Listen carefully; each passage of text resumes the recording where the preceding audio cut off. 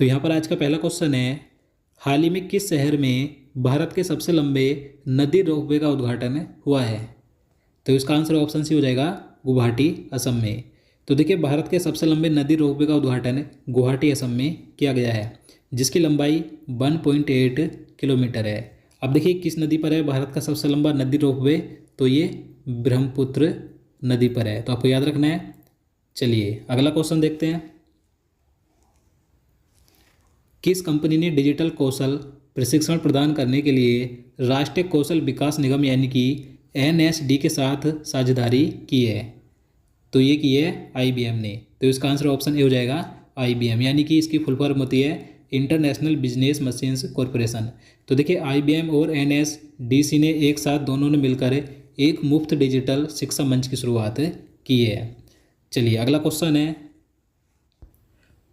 अगस्त 2020 में किस राज्य के मुख्यमंत्री ने एक महत्वाकांक्षी NRI एकीकृत पोर्टल लॉन्च किया है? तो इसका आंसर ऑप्शन डी हो जाएगा उत्तर प्रदेश ने।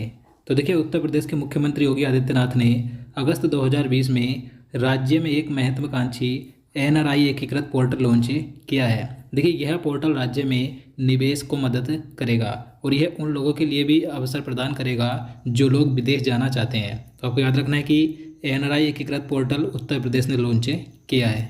चलिए अगला क्वेश्चन देखते हैं। किस राज्य को 6 महीने के लिए अशांत क्षेत्र घोषित किया गया है? तो इसका आंसर ऑप्शन ए हो जाएगा असम राज्य को। तो देखिए असम राज्य में पिछले 6 महीने के दौरान आतंकवादियों द्वारा सुरक्षा बलों पर हमले और असम में अवैध हथियारों के बरामद होने के कारण असम राज्य को 28 अगस्त 2020 से 6 महीने के लिए अशांत क्षेत्र घोषित किया गया है। और देखिए इससे पहले नागालैंड राज्य को भी 30 जून 2020 से 6 महीने के लिए अशांत क्षेत्र घोषित किया गया था। तो आपको दोनों राज्य याद रखने हैं। और देखिए यह निर्णय सशस्त्र बल अधिनियम 1958 यानी कि जो अफस्पा है उसके तहत लिया गया है, तो आपको याद रखना है। चलिए आगे देखते हैं। किस देश ने काला सागर में सबसे बड़े प्राकृतिक गैस रिजर्व की खोज की है? तो ये की है तुर्की ने। तो इसका आंसर ऑप्शन सी हो जाएगा तुर्की में। तो देखिए तुर्की देश को काला सागर में सबसे बड़े प्राकृतिक गैस के भंडार मिला है, जो कि करीब 320 अरब क्यूबिक मीटर गैस के भंडार हैं। तो ये अब तक के सबसे बड़े प्राकृतिक गैस का भंडार है, जो कि तुर्की देश को काला सागर में मिला है। देखिए तुर्की इस प्राकृतिक गैस का उत्पादन 2023 से करेगा। देखिए बात करें तुर्की की, तो तुर्की के वर्तमान में राष्ट्रपति कौन है? तो रेसेप तैयप एर्दोगान है। यहाँ की राजधानी है अंकारा और मुद्रा है टर्किश लीरा। चलिए अगला क्वेश्चन देखते हैं। किस बीमा कंपनी ने ICICI लोम्बार्ड के साथ अपने विलय की घोषणा की है? तो इसका आंसर ऑप्शन डी हो जाएगा भारतीय एक्सा ने।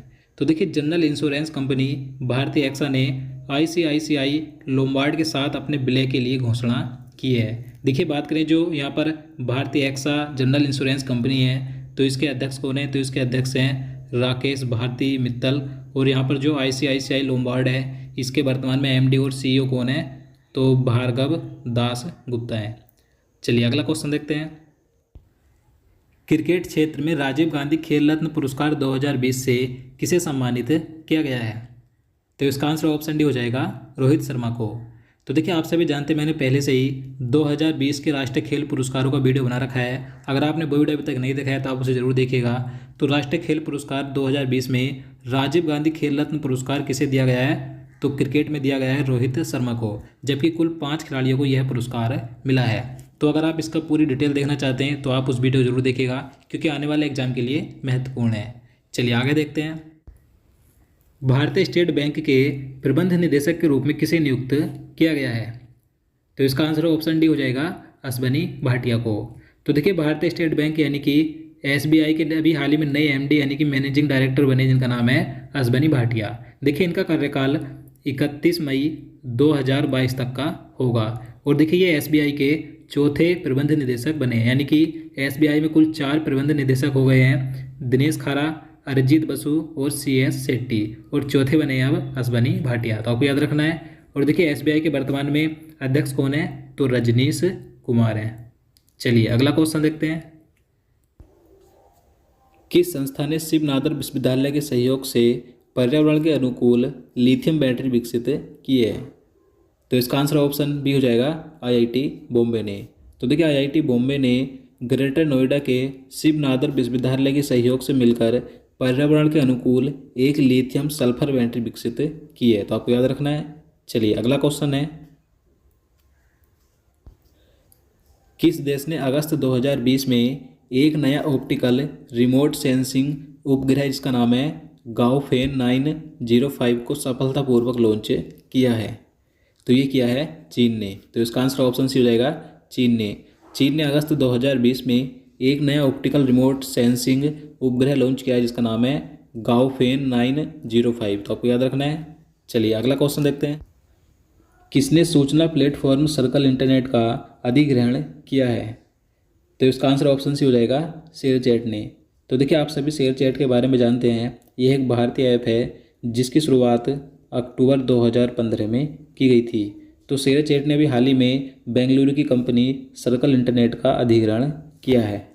चलिए अगला क्वेश्चन है, वर्ल्ड बुक ऑफ रिकॉर्ड्स द्वारा स्टार 2020 सर्टिफिकेट किसे दिया गया है? तो इसका आंसर ऑप्शन सी हो जाएगा गणेश बिलास लेंगरे को। तो देखिए गणेश बिलास लेंगरे ये महाराष्ट्र के सोलापुर के हैं, जिन्हें कि लंदन द्वारा वर्ल्ड बुक ऑफ रिकॉर्ड्स द्वारा स्टार 2020 का सर्टिफिकेट दिया गया है। तो आपको याद रखना है। चलिए नेक्स्ट क्वेश्चन देखते हैं, भारत का पहला विदेशी बैंक कौन सा है जिसने ग्रीन डिपॉजिट प्रोग्राम लॉन्च किया है? तो देखिए ग्रीन डिपॉजिट प्रोग्राम लॉन्च करने वाला भारत का पहला विदेशी बैंक कौन सा बना है? तो HSBC इंडिया। तो इसका आंसर ऑप्शन डी हो जाएगा HSBC इंडिया भारत का पहला विदेशी बैंक है जिसने ग्रीन डिपॉजिट प्रोग्राम लॉन्च किया है। अगला क्वेश्चन है, 2020 विश्व स्नूकर चैंपियनशिप जो कि क्रूसिबल थिएटर शेफील्ड इंग्लैंड में हुआ था, ये किसने जीता है? तो इसका आंसर ऑप्शन भी हो जाएगा रोनी ओ सुल्लिवन ने। तो देखिए इंग्लैंड की प्लेयर हैं जिन्होंने कि 2020 का विश्व स्नूकर चैंपियनशिप का खिताब जीता है, याद रखना है। चलिए नेक्स्ट क्वेश्चन देखते हैं, उस व्यक्ति का नाम बताइए जिसने वन अरेंजर्ड मर्डर नामक पुस्तक लिखी है? तो देखिए महत्वपूर्ण बुक है ये वन अरेंजर्ड मर्डर। तो इसके लेखक हैं चेतन भगत। तो इसका आंसर ऑप्शन भी हो जाएगा चेतन भगत। देखिए आप सभी जानते हैं जो चेतन भगत हैं काफ़ी फेमस लेखक हैं ये, इनकी कई पुस्तकें एग्जाम में बार बार रिपीट होती रहती हैं, पूछी जाती हैं। तो इनके अभी हाल ही में नई पुस्तक आई है वन अरेंजर्ड मर्डर। देखिए यह पुस्तक 28 सितंबर 2020 को दुनिया भर में जारी की जाएगी। देखिए यह एक कथा पुस्तक है जो एक व्यवस्थित विवाह की पृष्ठभूमि में एक हत्या के रहस्य को चित्रित करती है। तो आपको याद रखना है। चलिए अगला क्वेश्चन देखते हैं, grand parents banks of stories नाम की पुस्तक किसने लिखी है? तो देखिए ये बुक लिखी है सुधा मूर्ति ने। तो इसका आंसर ऑप्शन ए हो जाएगा सुधा मूर्ति ने। और देखिए आप सभी को मालूम होगा मैंने पहले ही 2020 की 30+ महत्वपूर्ण पुस्तकों का वीडियो बना दिया है। अगर आपने वो वीडियो अभी तक नहीं देखा है तो आप उसे चैनल में जाकर जरूर देखिएगा, या आपको नीचे डिस्क्रिप्शन में उसका लिंक मिल जाएगा। चलिए आगे देखते हैं, उस कंपनी का नाम बताइए जिसने भारत में कोरमो जॉब्स ऐप लॉन्च किया है? तो देखिए अभी हाल ही में कोरमो जॉब्स ऐप लॉन्च किया है गूगल ने। तो इसका आंसर ऑप्शन ए हो जाएगा गूगल ने। देखिए इस कोरमो जॉब्स ऐप का उद्देश्य प्रवेश स्तर की नौकरी प्रदान करना है और नौकरी चाहने वालों को पूरे भारत में पदों को खोजने और लागू करने में यह ऐप मदद करेगा, कोरमो जॉब्स जो कि गूगल ने लॉन्च किया है। चलिए अगला क्वेश्चन है, किस राज्य के स्कूल को शिक्षा के क्षेत्र में नवाचार के लिए पहले पल्लीकुट्टम राष्ट्रीय पुरस्कार से सम्मानित किया गया? तो इसका आंसर ऑप्शन सी हो जाएगा नागालैंड के। तो देखिए नागालैंड के एक स्कूल जो कि चेसूर गांव के सेंट क्रिस्टोफर स्कूल है, तो इसे शिक्षा के क्षेत्र में नवाचार के लिए पहला पल्लीकुट्टम राष्ट्रीय पुरस्कार दिया गया है। तो इसलिए क्वेश्चन महत्वपूर्ण रहता है। और देखिए ये जो पुरस्कार है पल्लीकुट्टम राष्ट्रीय पुरस्कार, यह पुरस्कार राजगिरी मीडिया द्वारा स्थापित किया गया है। चलिए नेक्स्ट क्वेश्चन देखते हैं, हाल ही में ऑस्ट्रेलिया क्रिकेट टीम के किस पूर्व कप्तान ने अंतर्राष्ट्रीय एवं घरेलू क्रिकेट से संन्यास लेने की घोषणा की है? तो इसका आंसर ऑप्शन डी हो जाएगा कैमरॉन वाइट ने। तो देखिए कैमरॉन वाइट ये ऑस्ट्रेलिया के पूर्व कप्तान थे जिन्होंने अभी हाल ही में अंतर्राष्ट्रीय एवं घरेलू क्रिकेट दोनों से ही संन्यास लेने की घोषणा की है।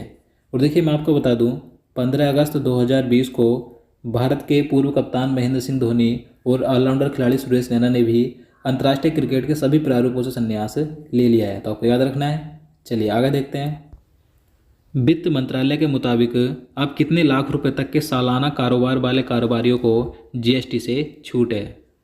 तो इसका आंसर ऑप्शन सी हो जाएगा 40 लाख रुपए। तो देखिए, जो पहले सालाना जीएसटी थी, कारोबारियों से सालाना जीएसटी ली जाती थी, तो पहले 20 लाख रुपए तक छूट थी, यानी कि 20 लाख रुपए तक कोई भी जीएसटी नहीं दी जाती थी, 20 लाख से अधिक पर ही जीएसटी दी जाती थी। लेकिन अब इसे बढ़ाकर 40 लाख रुपए कर दिया, यानी कि कोई कारोबारी अगर सालाना 40 लाख रुपए कमाता है तो 40 लाख रुपए तक उसे कोई भी जीएसटी नहीं देनी पड़ेगी, 40 लाख से ज़्यादा पर ही जीएसटी देगा। तो आपको याद रखना है 20 लाख से बढ़ाकर 40 लाख रुपए कर दिया है। चलिए आगे देखते हैं।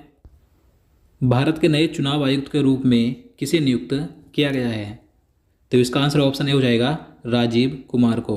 तो देखिए, पूर्व वित्त सचिव राजीव कुमार अभी हाल ही में भारत के नए चुनाव आयुक्त बने हैं। इनका कार्यकाल 31 अगस्त 2020 से शुरू होगा और इन्होंने अशोक लवासा का स्थान लिया है, जो कि अशोक लवासा अब एशियाई विकास बैंक के उपाध्यक्ष बने हैं। तो आपको याद रखना है। देखिए, बात करें चुनाव आयुक्त की, तो देखिए भारत में कितने चुनाव आयुक्त होते हैं? तो 3 चुनाव आयुक्त होते हैं। एक मुख्य चुनाव आयुक्त होता है, 2 अन्य चुनाव आयुक्त होते हैं। तो मुख्य चुनाव आयुक्त वर्तमान में कौन है? तो सुनील अरोड़ा है। और 2 अन्य चुनाव आयुक्त कौन है? सुशील चंद्रा, और अब हाल ही में नए बने हैं राजीव कुमार हैं। तो आपको याद रखना है। चलिए आगे देखते हैं। बुंदेलखंड जल प्रबंधन परियोजना के लिए उत्तर प्रदेश सरकार ने किस देश के साथ समझौता किया है? तो इसका आंसर ऑप्शन डी हो जाएगा इजराइल के। तो देखिए, बुंदेलखंड में पानी के इंतजाम की परियोजना के लिए, यानी कि बुंदेलखंड जल प्रबंधन परियोजना के लिए उत्तर प्रदेश राज्य सरकार ने इजराइल के जल संसाधन मंत्रालय के साथ एक समझौता किया है। तो आपको याद रखना है। देखिए, इजराइल के वर्तमान में राष्ट्रपति कौन है?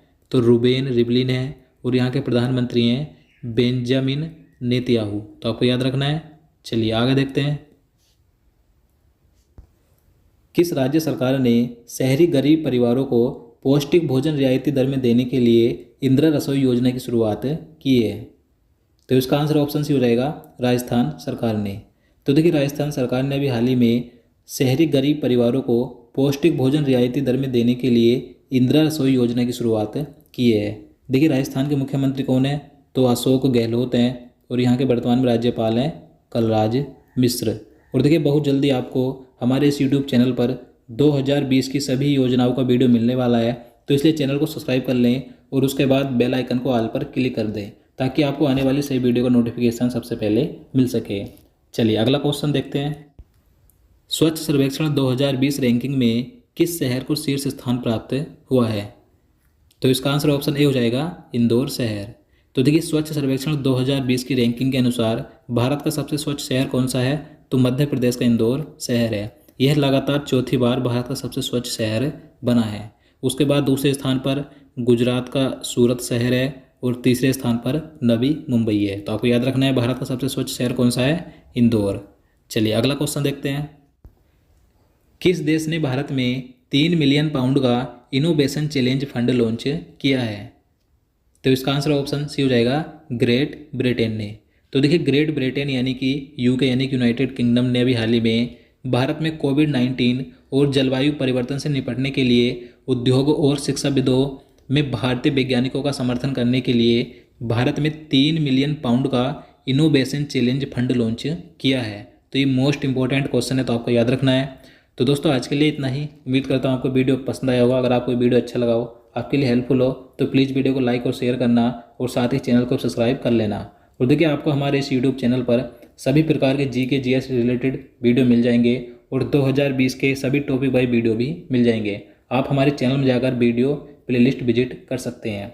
तो चलिए मिलते हैं नेक्स्ट वीडियो में। जय हिंद, जय भारत।